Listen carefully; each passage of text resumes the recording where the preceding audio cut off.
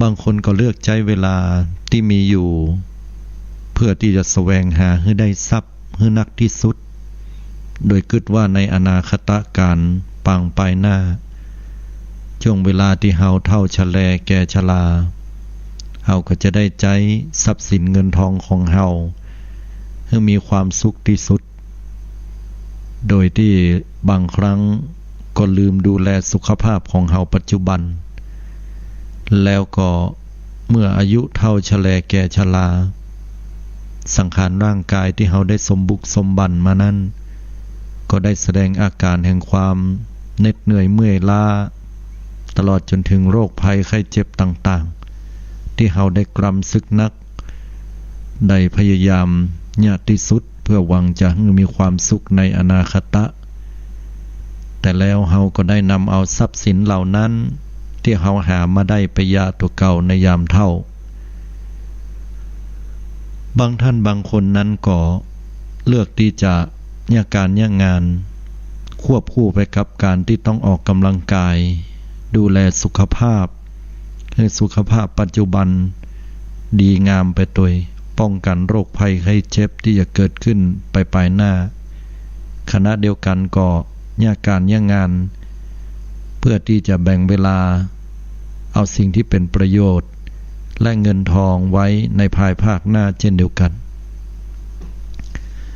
บางคนบางท่านเลือกอยู่กับบางสิ่งบางอย่างหมกมุ่นอยู่กับสิ่งเหล่านั้นโดยที่บ่ได้คิดบ่ได้พิจารณาว่าเป็นประโยชน์คุณโทษอันใดเมื่อวันเวลานั้นล่วงเลยผ่านไปตัวเก่าได้สติเพราะว่าใหญ่หน้ากาบานเป็นผู้รักผู้ใหญ่กำกึดก็เปลี่ยนไปพอหันโลก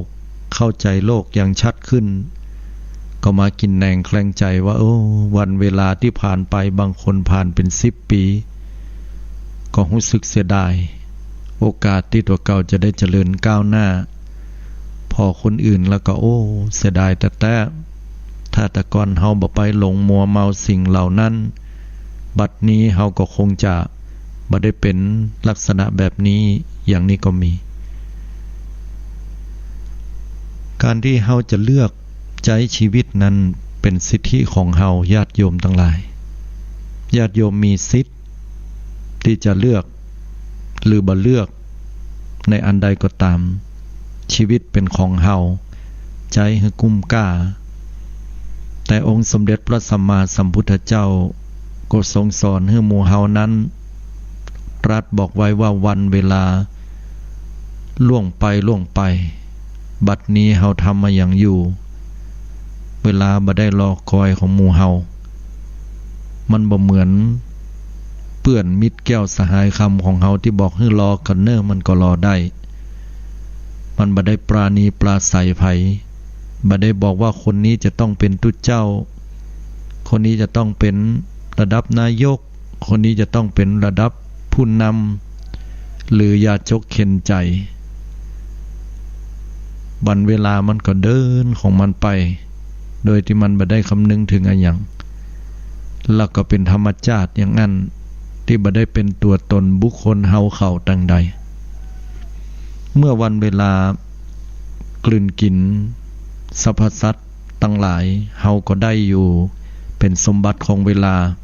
นั่นก็ได้แก่ความแก่ความชราภาพบางคนแสดงออกต่างผิวหนังที่หย่อนคล้อยดวงตาที่เป่งก็รู้สึกเป็นดวงตาที่แข็งกล้าขึ้นโดยประสบการณ์หนังตาที่เคยเต่งตึงดูอ่อนเยาว์ก็รู้สึกเริ่มหย่อนคล้อยลงมามีถุงใต้ตามีหอยตีนกาปรากฏขึ้นเป็นเครื่องบ่งบอกว่าเขาได้ผ่านโลกมาพอสมควรตลอดจนถึงบางครั้งก็มีเส้นผมสีขาวปรากฏขึ้นที่บนหัวเป็นสัญลักษณ์ว่าเขาได้เฒ่าชะแลแก่ชราเข้ามาละอาการเจ็บปวดตั้งเข่าปรากฏขึ้นแม้ว่าเฮานั้นจะบ่ได้เดินเหินอย่างแต่ธรรมชาติก็ปรากฏขึ้นอาจจะด้วยความ เสื่อมของสังขารร่างกายหรือบางครั้งอาจจะด้วยการที่เราบริโภคอาหารการกินเข้าไปเป็นของแสลงก็ล้วนแล้วแต่มีเหตุปัจจัยความเปลี่ยนแปลงเกิดขึ้นสังขารร่างกายนี่มันบ่เที่ยงแต่น้อเฮาไปหันคนนั้นเฮาบอกว่าโอ้ตะก่อนอีปี้นั้นเปิ้นอย่ามาดูดีแต่ว่าก่อนเปิ้นหุ่นดีหน้าตางามไปบ่ปอไปที่ไหนไผก็ตักก็ชื่นชมเฮายังรู้สึกข่อยเปิ้นด้วยซ้ำเฮาบางครั้งเฮาก็เคยมีหุ่นมีลักษณะรูปร่างเหมือนกับเปิ้นผ่านมาได้10 กว่าปีก็พอสภาพแล้วบ่เป็นเรื่องละหัวเข่าก็ไปเดินก็บ่ดีแล้วก็ที่สำคัญก็คือบ่เหมือนเก่ามันเป็นความเปลี่ยนแปลงที่เกิดขึ้นแล้วเฮาเกิดความประจักษ์แจ้งหันเฉพาะหน้าอันนี้แหละพระพุทธเจ้าเพิ่นตรัสว่าบุคคลที่หันทำอยู่เฉพาะหน้าแล้วก็อย่างบ่าสั่นคลอนง่อนแง่นคลอนแคลนเขาควรจะพอกพูนอาการเช่นนั้นไว้นั่นก็คือให้พิจารณาหันสภาวธรรมตามธรรมชาติที่หันอย่างเด่นชัดแบบนั้นเขาก็จะเกิดความเบื่อหน่ายในสังขารร่างกาย มันเป็นสิ่งที่บังคับบ่ได้ญาติโยมสังขารร่างกาย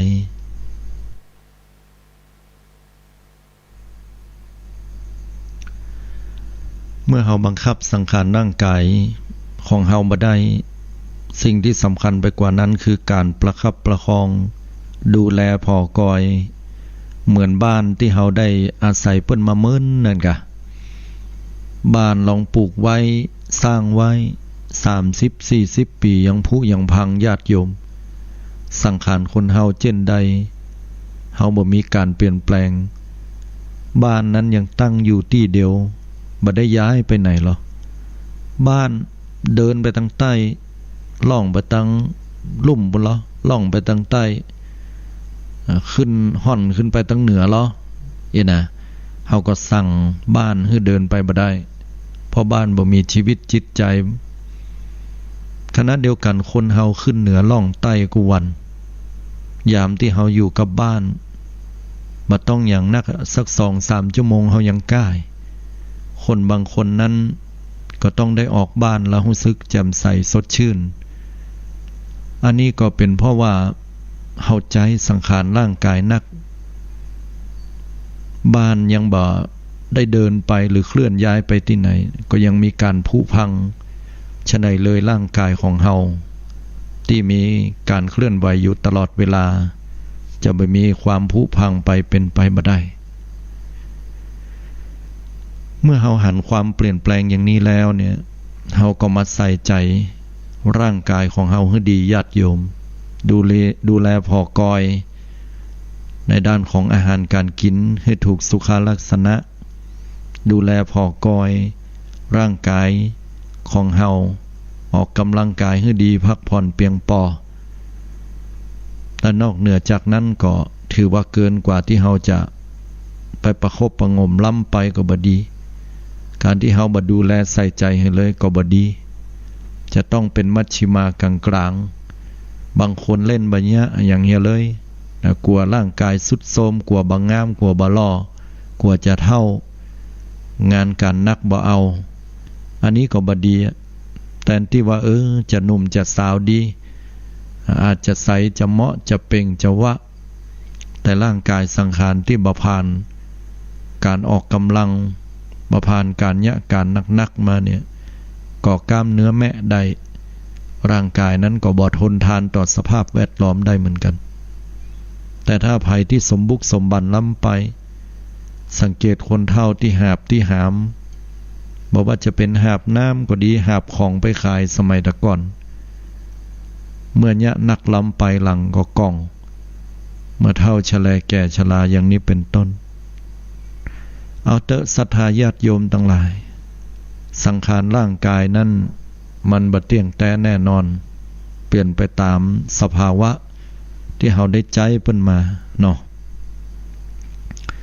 ามาให้ความสำคัญกับจิตใจจิตใจนี่สำคัญกว่าก็ควบคู่กันนั้นนะแต่ว่าจิตใจนั่นเป็นสิ่งที่มีความสำคัญจี้เป็นจี้ตายจี้ถึงพบหน้าจาดหน้าได้ตัวบางคนนั่นมีอุปนิสัยค่อนข้างจะนักไปในเรื่องของความสวยความงามเป็นคนอ้อยอิงเป็นคนที่พอหูบกว่าฟูใจเป็นบุคคลที่ชอบความรื่นเริงบันเทิงใจม่วนงานที่ไหนไปที่หั่นสุราที่ไหนไปที่หั่นแม้แต่บางครั้งก็ชอบความบันเทิงใจคนบางคนนั่นบ่ค่อยชอบที่จะเข้าสู่ความสนุกรื่นเริงหันษาชอบเก็บตัวอยู่คนเดียวแล้วก็บ่ชอบยุ่งกับใครแต่คนบางคนก็เป็นคนเกลี้ยกล่อมเป็นคนสะสมความโกรธความเกลียดอย่างบ่ได้ดังใจก็ตีอกชกลมฟูมฟายเดือดร้อนวุ่นวายคนบางคนนั่นก็ปล่อยวันเวลาให้ผ่านไปโดยเปล่าสะสมจิตของตัวเก่าไปแปลกแตกต่างกันแต่ละคนแต่ละท่านสาธุชนญาติโยมทั้งหลายกำลังจะบอกให้ญาติโยมได้ฟังว่าการกระทำของเฮากุอย่างเนี่ยเฮาเป็นอย่างใดในปัจจุบันอนาคตป่างปลายหน้าเฮาก็จะเป็นอยู่อย่างนั้นถ้าเฮาบ่รู้จักในการฝึกตัวเก่าถ้าเฮาเป็นคนขี้ค้านเฮาบ่พยายามดัดตัวเก่าพยายามฝึกตัวเก่าเฮาก็จะเป็นคนขี้ค้านอย่างเงี้ยบุคละผู้ใดภัยผู้หนึ่งเป็นบุคคลผู้บ่มีความเผื่อแผ่เมต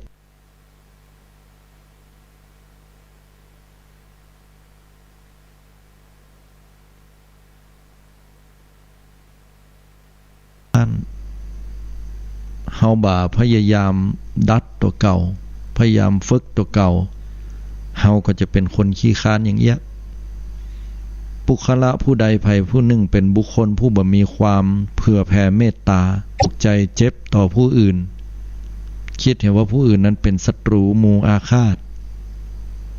เฮาก็จะเป็นคนอย่างนี้ไปพบหน้าชาติหน้าเฮาก็จะเริ่มต้นจากตรงเนี้ยถ้าเฮาบ่รู้จักที่จะขัดเกลาฝึกตัวเก่าถ้าเฮาท่านทั้งหลายนั้นค่อยๆฝึกก้อยประคับประคองจิตใจของเฮา ให้มันเป็นไปตามน้ำธรรมคำสอนของพระพุทธเจ้าเฮาก็จะกลายเป็นคนใหม่ที่เปลี่ยนแปลงไปพุทธองค์ทรงตรัสบอกว่ากรรมเก่าบ่มีความสำคัญเท่ากับกรรมใหม่กรรมเก่าก็คือตาหูจมูกลิ้นกายใจหรือเฮาอู้กันว่ารูปนามหรือว่ากายกับใจเนี่ยอู้ง่ายๆเกิดมาสมบัติที่เฮาได้มาจากชาติที่แล้วนั่นก็คือตัวของเฮาเนี่ยญาติโยมทั้งหลายเฮาจะมีตาอย่างอี้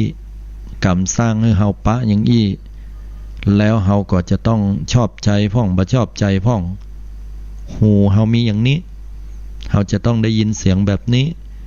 กรรมสร้างมาให้เฮาเรื่องนี้มันเป็นเรื่องแสลงหูเฮาก็บ่ชอบเรื่องนี้เป็นเรื่องที่ม่วนหูเฮาก็ชอบใจอย่างเงี้ยอันนี้เป็นกรรมเก่ากรรมเก่าบัดสำคัญเท่ากรรมใหม่กรรมใหม่คือปัจจุบันเนี่ยอย่างสมมุติว่าเฮาเป็นคนที่บ่ชอบนะบ่ชอบคนบางคนคนนั้นมันเนี่ยบ่ถูกอกถูกใจเฮาแต่กรรมปัจจุบันเฮาก็พยายามปรับเนี่ยพอถึงข้อดีของเขาอย่างน้อยที่สุด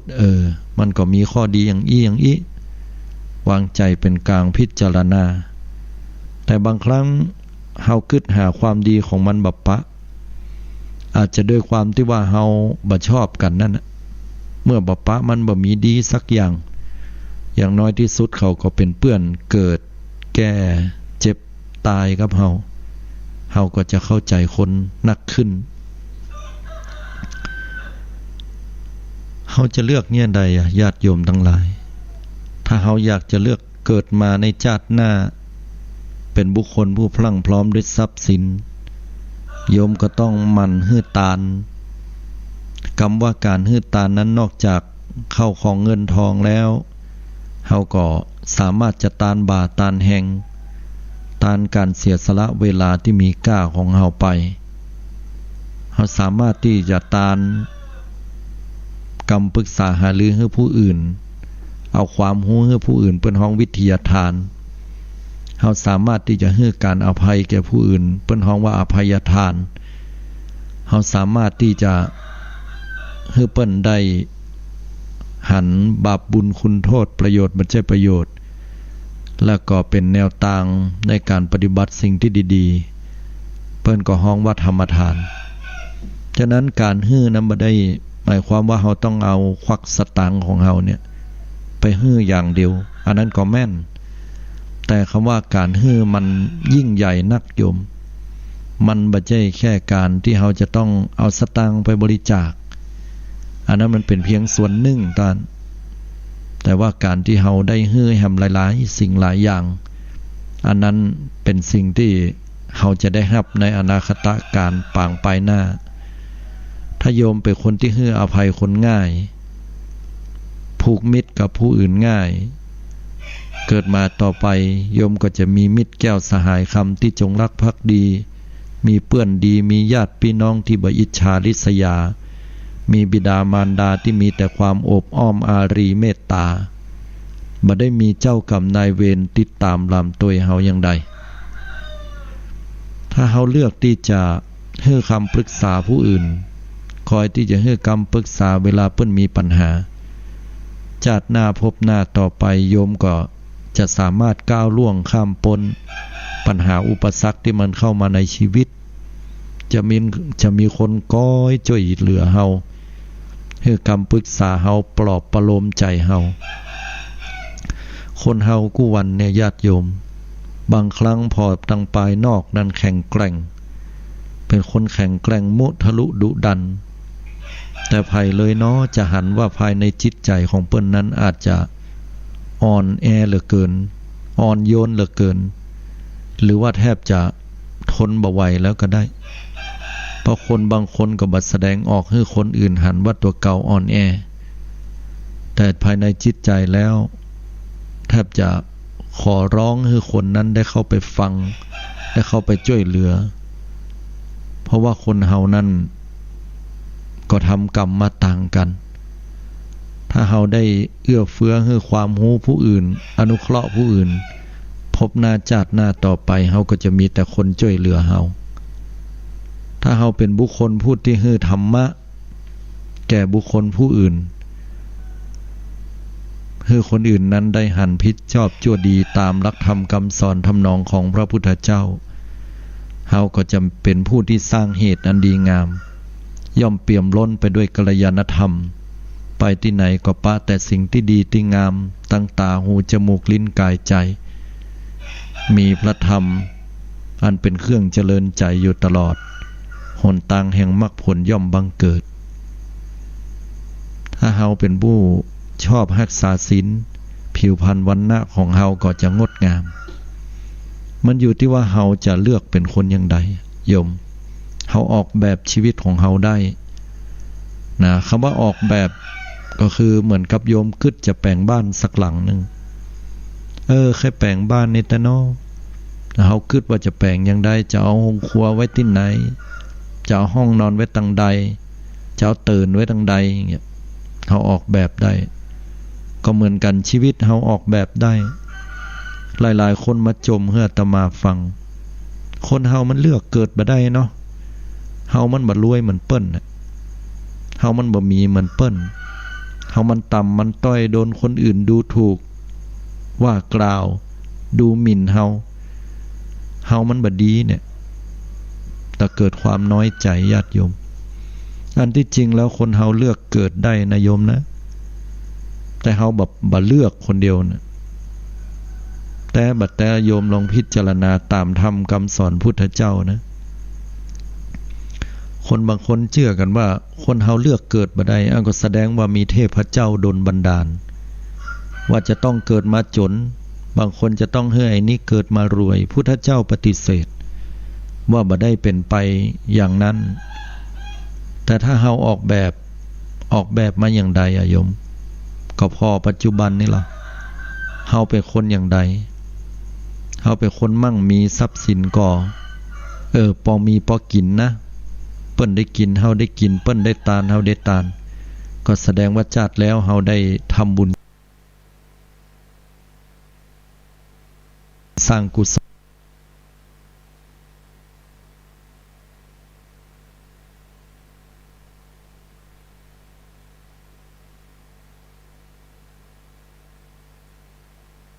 คือเปิ้นแนม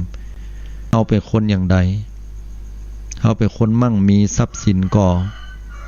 พอมีพอกินนะเปิ้นได้กินเฮาได้กินเปิ้นได้ตานเฮาได้ตาน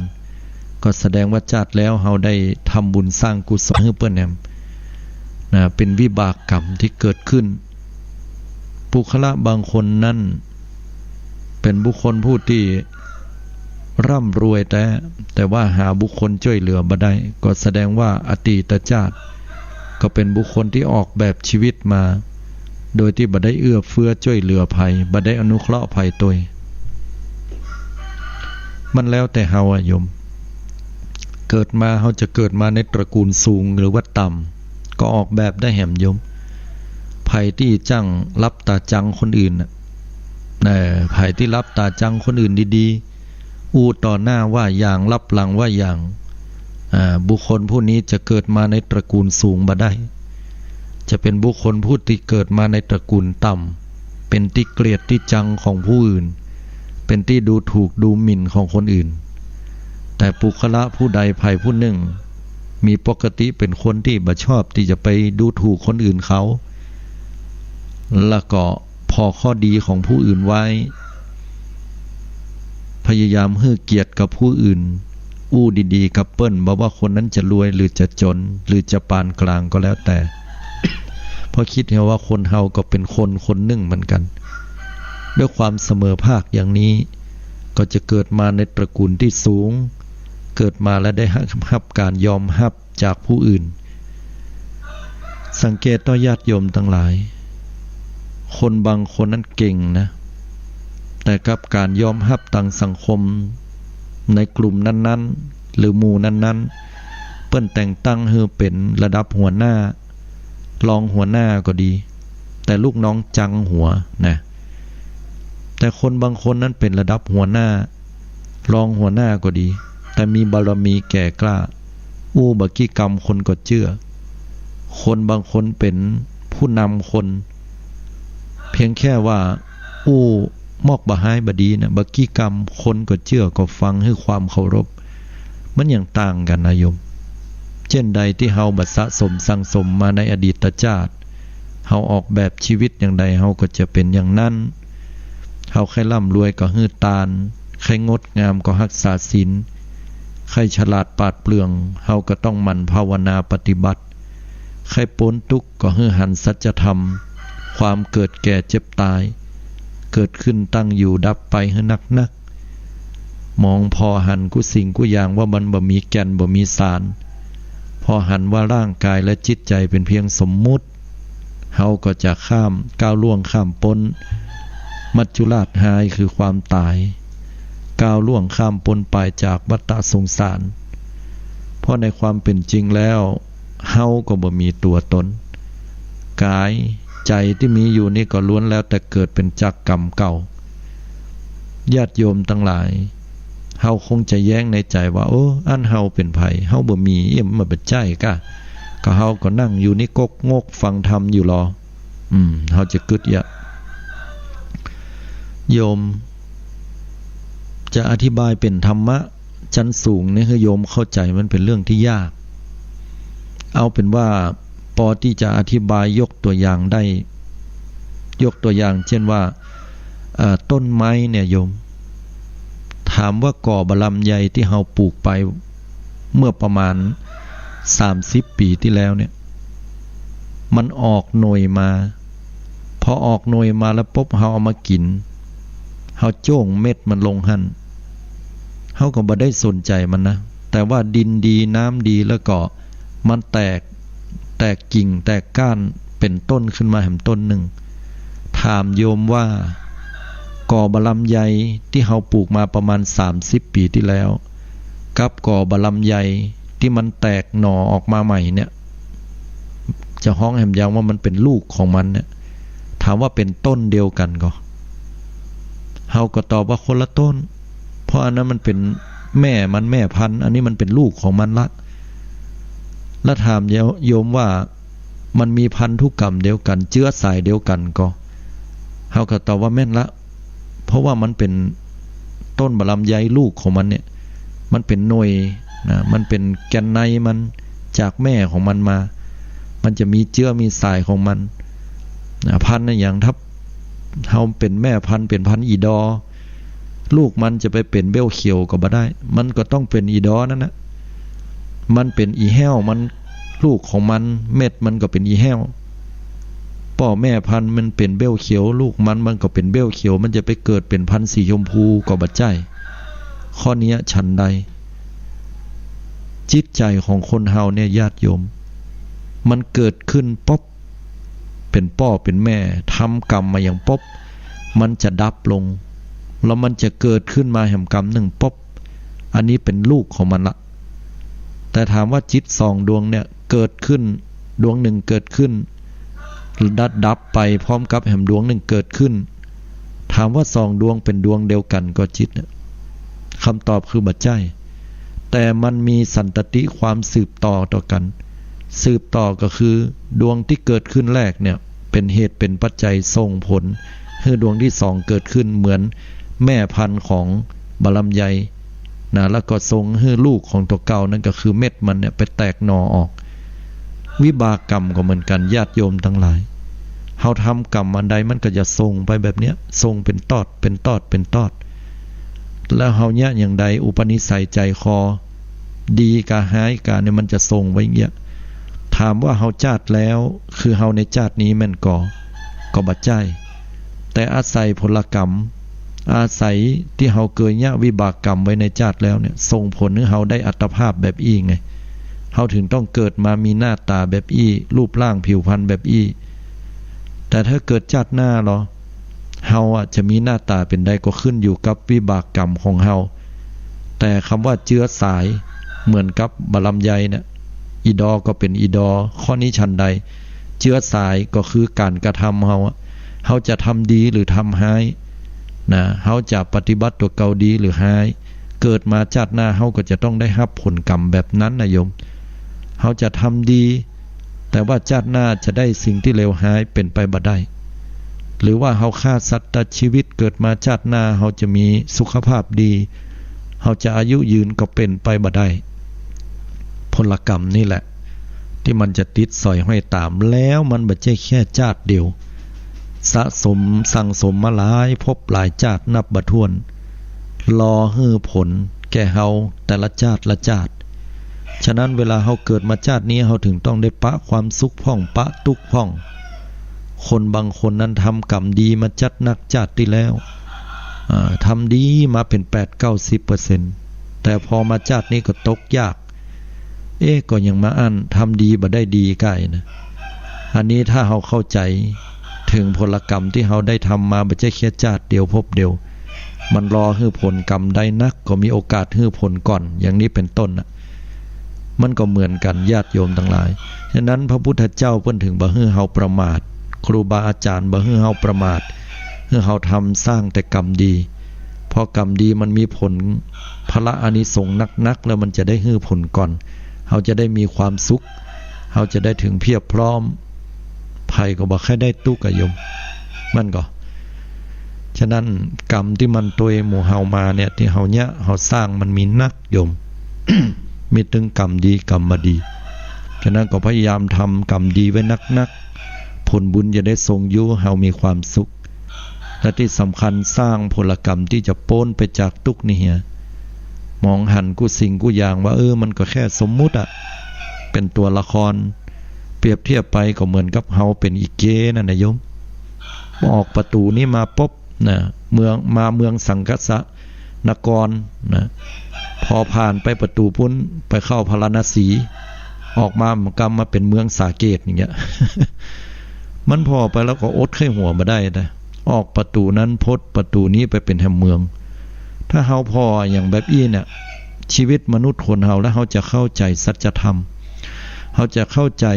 แล้วพอหันว่าคนเฮานี่ก็แปลกเนาะเกิดมาแล้วก็เป็นวัยรุ่นเกิดมาแล้วก็เป็นเมื่อเป็นวัยรุ่นแล้วก็เข้าสู่วัยทำงานวัยเก็บตัวสร้างตัวไว้สร้างความมั่นคงแล้วเป็นคนเฒ่าและชราภาพสุดท้ายก็ตายไปฮะก็แค่เนี้ยเหมือนกับเขาออกจากประตูทางขวาแล้วก็เดินเกี่ยวรอบไปประตูทางซ้ายก็จบกันมันเป็นอย่างนั้นน่ะต่างแต่ว่าเขาจะแสดงอย่างไว้ในหน้าเวทีนั่นแหละโยมฉะนั้นแล้วนี่ชีวิตบ่แน่นอนญาติโยมทั้งหลายต้องสะสมสั่งสมสิ่งที่ดีๆไว้เพราะจิตคือตัวสั่งสมอารมณ์ต่างๆเก็บไว้หมดเลยวิบากกรรมต่างๆจะอยู่ที่เนี่ยแล้วมันจะเป็นพันธุกรรมกับลูกกับหลานก็คือตัวเฮาในอนาคตอันเป็นลักษณะแบบนั้นฉะนั้นก็ขอให้ญาติโยมท่านทั้งหลายเลือกทำแต่กรรมที่ดีงามกรรมขาวละกรรมดำภัยไข้พ้นจากทุกข์ถึงฝั่งนิพพานก็จงสร้างเหตุแห่งความบ่เกิดคือการปลงวางสละวางความโลภโกรธหลงมองทุกสิ่งทุกอย่างว่าบ่มีเหมือนพระพุทธเจ้าทรงตรัสบอกให้โมคราชพราหมณ์ลูกศิษย์ของพราหมณ์ภาวลีถึง16คนนั้นมันก็บอกไว้พราหมณ์ภาวลีไปถามพระพุทธเจ้าว่าเฮาจะยะใดถึงจะก้าวล่วงข้ามพ้นมัจจุราชหายก็คือพ้นถึงฝั่งมรรคผลนิพพานนั่นน่ะพุทธองค์ก็ทรงตรัสว่าโมคราชท่านจงมองกุสิ่งกุอย่างว่าบ่มีและท่านจะก้าวล่วงข้ามพ้นมัจจุราชหายไปได้คำว่าบ่มีก็คือว่ามันบ่มีตัวตนที่เราจะยึดมั่นถือมั่นได้มันเกิดขึ้นด้วยเหตุด้วยปัจจัยเกิดขึ้นมันมีเหตุก็เกิดมันบ่มีเหตุมันก็ดับไปนะเหมือนกับเฮาเนี่ยอยากกินข้าวเหตุคืออยากกินข้าวแต่พอเฮาสร้างเหตุด้วยการไปกินข้าวเหี่ยความทุกข์นั้นมันก็ดับนะเมื่อมันดับไปแล้วกินนักเข้าก็ว่าแค่เข้าห้องน้ำก็เป็นเหตุเป็นปัจจัยต่อเพราะฉะนั้นเมื่อเฮาเข้าใจเหตุเข้าใจปัจจัยต่างๆเฮาก็จะละวางความทุกข์ถึงมรรคผลนิพพานได้ญาติโยม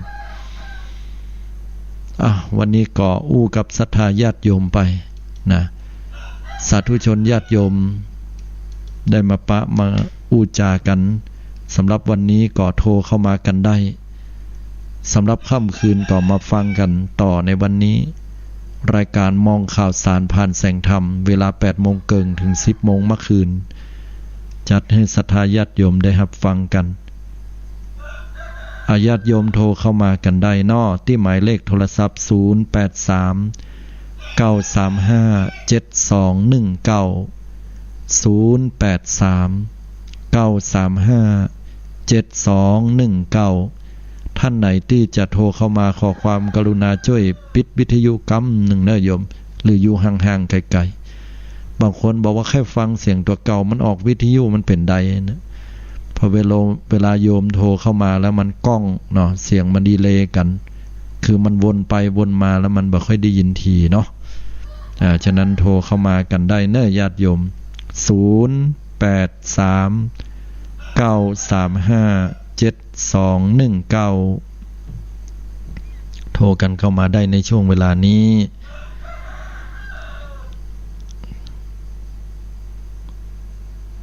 ศรัทธาสาธุชนบางท่านก็มีความตั้งใจในการรับฟังธรรมติดตามลำตัวฟังกันมาโดยตลอดหลายครั้งหลายคราวบางครั้งก็โทรศัพท์เข้ามาหาอันนี้ก็มีคำท่องคำถามอย่างก็สามารถถามได้083 935 7219หมายเลข9004โทรเข้ามา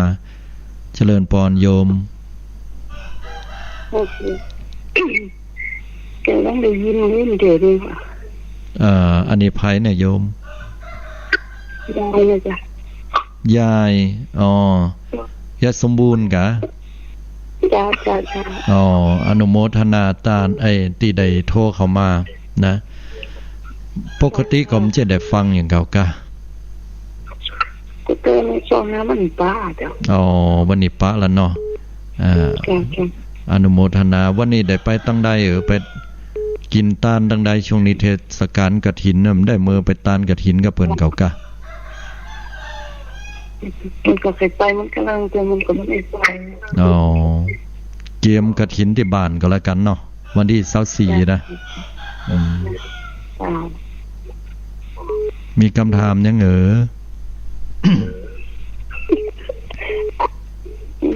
ต้องถามว่าก็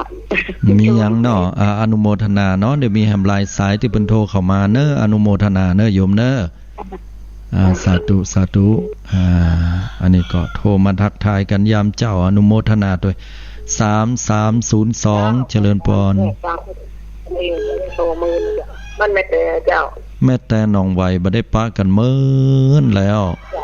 ป้อน้อยสบายดีกะฟังแล้วไม่ได้โทรจากฟังจากวันนี้มันที่อายุที่บนบ้าน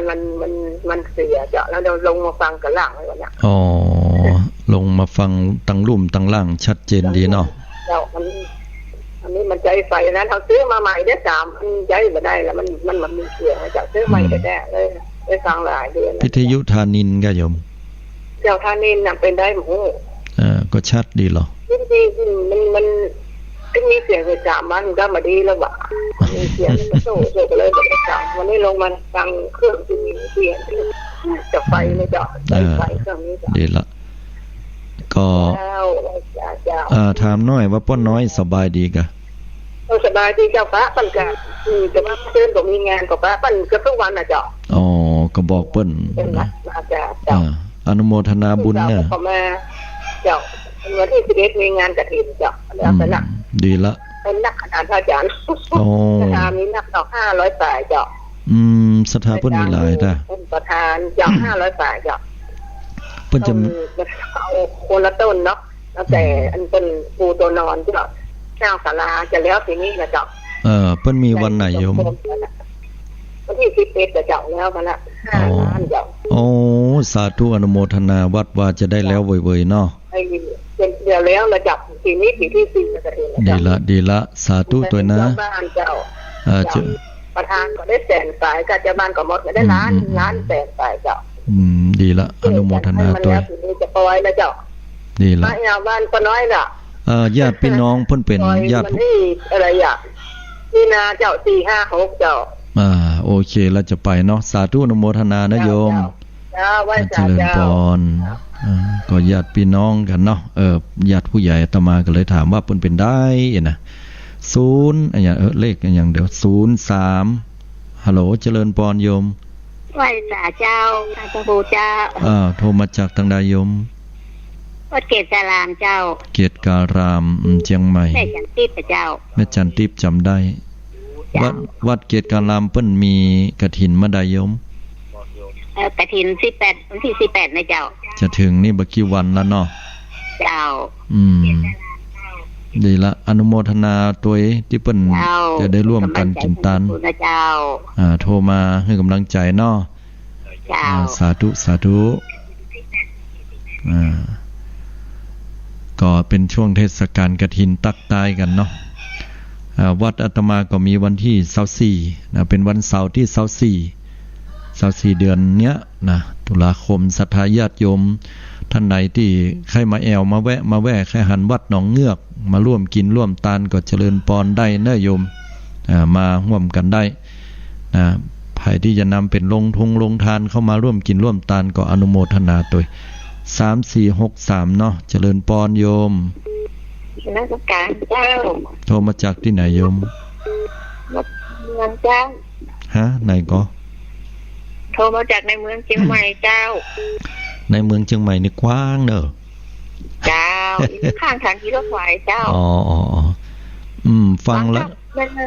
ฟังรายการธรรมะอาตมานี่มันมื้นไหนติดไหนได้เหตุเตื้องนะ7วันไหนเตื้องเนาะท่านมันได้ฟังเนี่ยท่านบรรยายดีมากอ่ะอนุโมทนาขอบใจขอบคุณจัดนัก เอาฟังแล้วมีสติดีเจ้า ขอบคุณหลายๆถือว่าตรงใจเนาะโยมเนาะ เจ้า ถ้าตรงใจต่อมาก็ดีใจอะนะ เจ้ามารักการนะเจ้าเป็นกำลังใจให้ท่านเด้อเช่นเดียวกันนะโยมสาธุนะเจ้า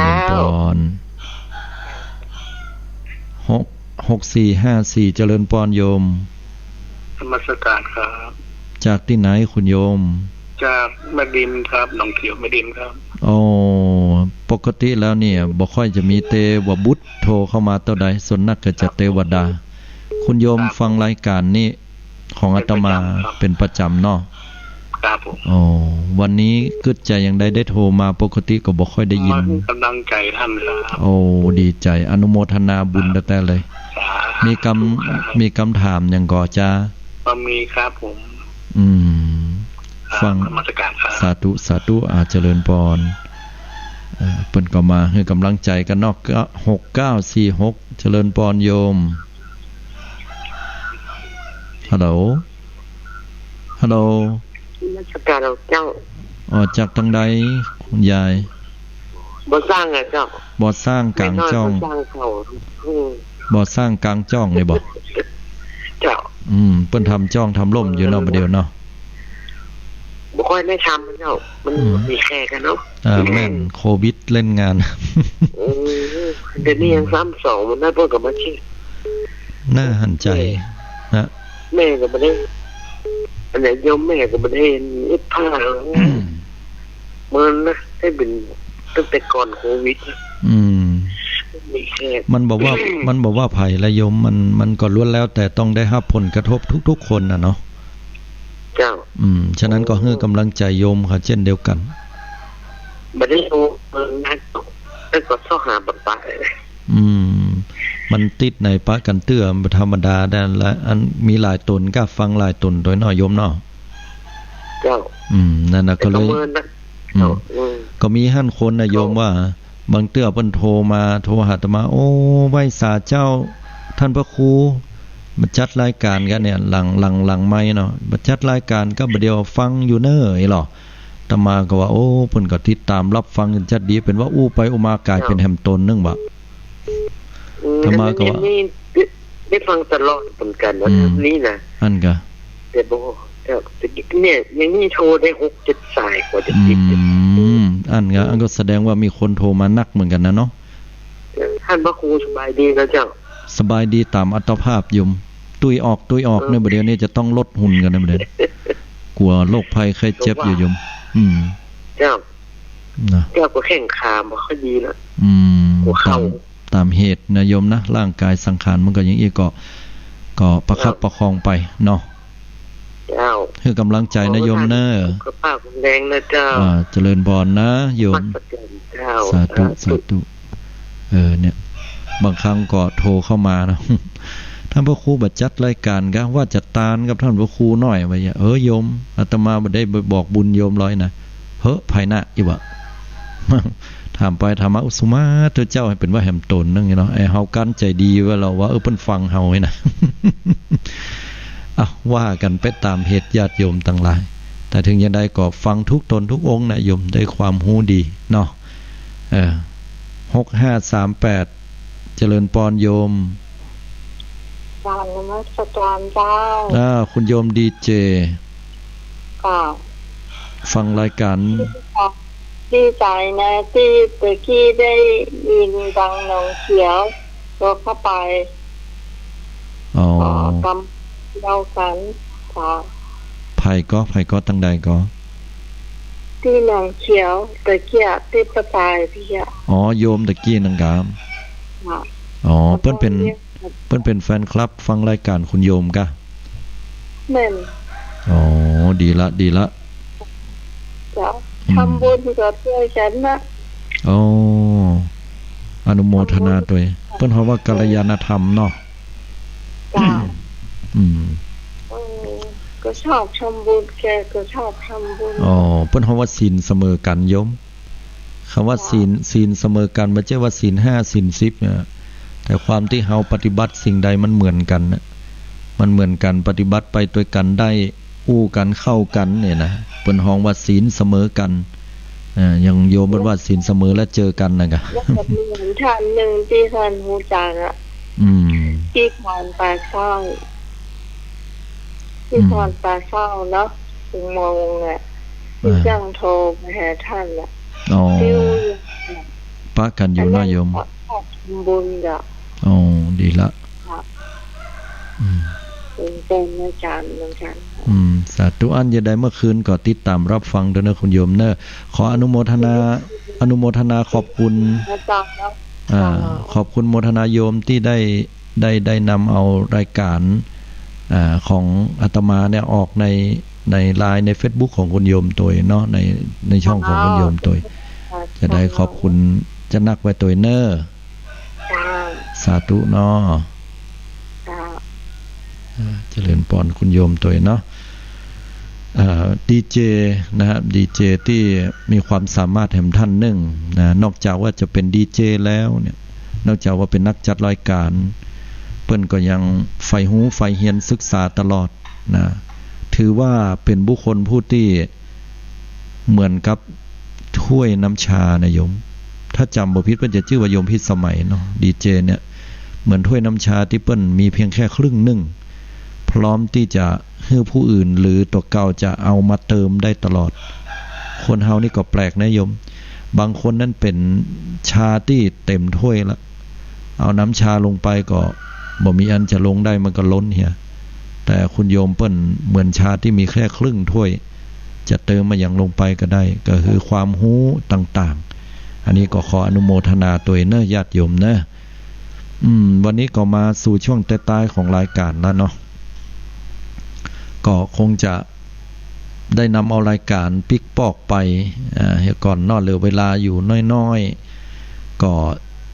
ขออนุโมทนากับญาติโยมจะไป